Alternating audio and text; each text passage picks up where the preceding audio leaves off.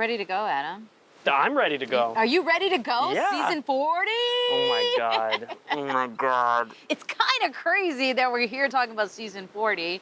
It's even crazier for me because I grew up with this show. Right. I grew up watching many of the people that I'm going to play Survivor against. Does that make you nervous?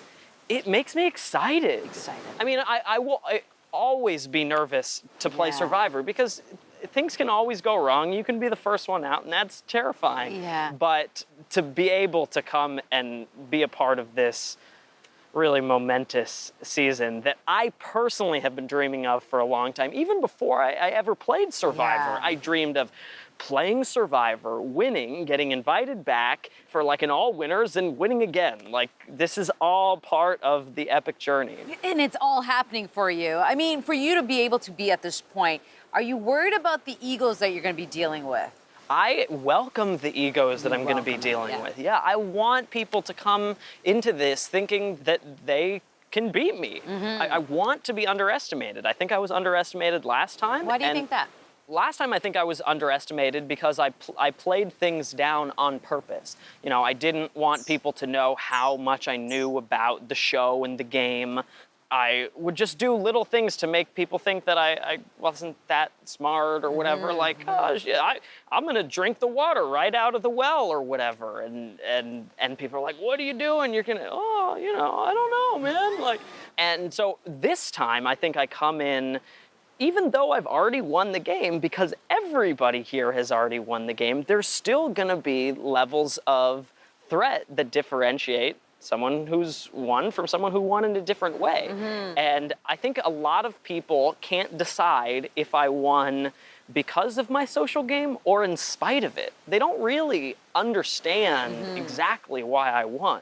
And I think I can use that to my advantage. I mean, you are one of the handful of people who won unanimous vote. Like, that's a big deal. And yet, people will still say that the only reason that I won was because I was up against the easiest people to beat at the end. And so I don't think that people have in their mind, like, this awesome unanimous winner, Adam.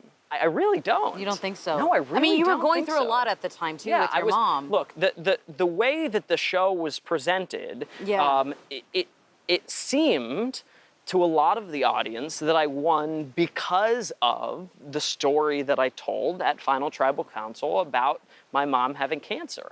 I know that that's not true. And anyone who watched like the Jury Speaks videos and is like a real deep fan knows that that's not true. But for a lot of people who were just watching at the time, that's their impression of me. That's going to be their impression. Does that bother you? It did bother me, but now it's such an advantage. Because if even just a few people think that I won because of a fluke or just because, you know, I was the lesser of three evils at the end and they think that they can beat me, good. Good. I welcome that. It's an advantage now. So any complaining I've ever done about the way that I was received, I take it all back. You take it all Or back. take it all back, assuming that I can do well this time. Now, since you've been on, the show has changed a great deal. How would you say the show has changed? So it's been 3 Or years. the game has Yeah, changed. it's been 3 years since I've played, and the game has continued to evolve. One of the things that is the biggest difference is that when I played, we were down to 6 people left, and there were 2 people left in the game that I knew I could not beat in the end. I didn't stand a chance in hell winning in the final 3 against Dave or against Jay, so they had to go. In the game at that time, all I had to do was make sure that they didn't win immunities all the way to the end, try to find an idol so that they couldn't, and then I knew I at least had 1 round at the final 4 where we could, you know, vote somebody out. Now, there are no more rounds that are idol-less because the final 4 is that fire-making twist, which I'm not a huge fan of. Why? Because, why am I not a fan of it? If you didn't do enough to manage the perception of your threat level, and if you go into the final 4 and everyone thinks that you will beat them, then you probably didn't play the best game unless you win the challenge. That is your opportunity to overcome that hurdle. I don't think we need to artificially insert more ways for what the audience believes to be the better players to get to the end. Because if you're the best player, you'll get to the end. What it does now is it means you have to get those people out even earlier. Right. Because there are so many more ways to survive now that those people have to be disposed of, I guess, maybe with 7 or 8 people left as opposed to with 5 or 6. How has this game changed you? That's a really interesting question because I don't think that this game has changed me. I really think that I am deep down the exact same person that I was that came into this game 3 years ago. Obviously, I've had a lot more life experience since then, and I've learned from those experiences. But deep down, like I was just, we finally, 3 years after my mom passed away, we went through her closet just last week, and we're cleaning some things out. And I found this piece of paper, an evaluation that she wrote of me when I was in the 8th grade. And one of the things it said was, Adam can sometimes do just enough to get by, which is true. But if he really sets his mind to something, and if he decides that he is going to do something, there is absolutely no stopping him.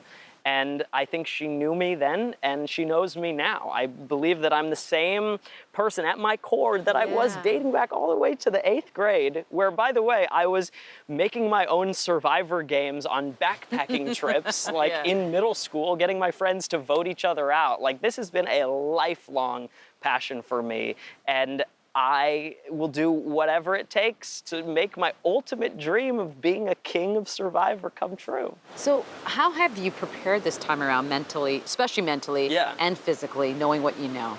Well, this game, I believe, started 15 years ago. I think people have been thinking about the idea of an all-winners edition of Survivor for a very long time. And every relationship that exists within the winner's circle has been a part of this game.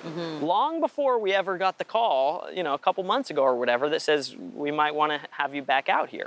I even started playing the game before I played Survivor the first time. Like in some of these interviews that I did before the show, people would ask, like, who would you want to work with if you could work with any past player? And I may have mentioned Denise Stapley. It's true, I do want to work with Denise, but also if I won and if I got the chance to play an all winners, could say like, hey, Denise, like I said it from the beginning in front of everybody.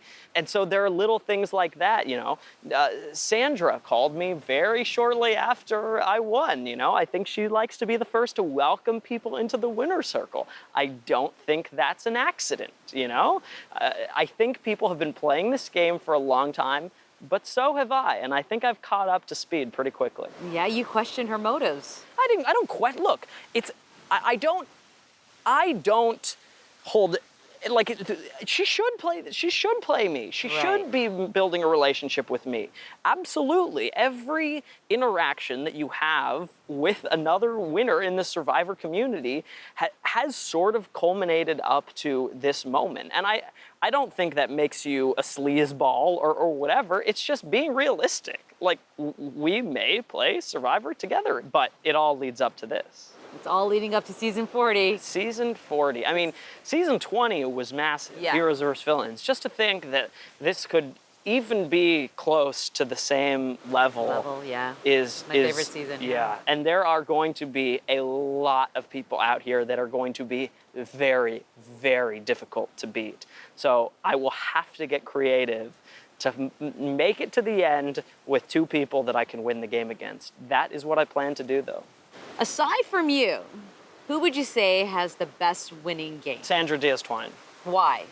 Definitive. Why? She did it twice. So? That's what I'm gonna do. And when I do it, I want people to answer me.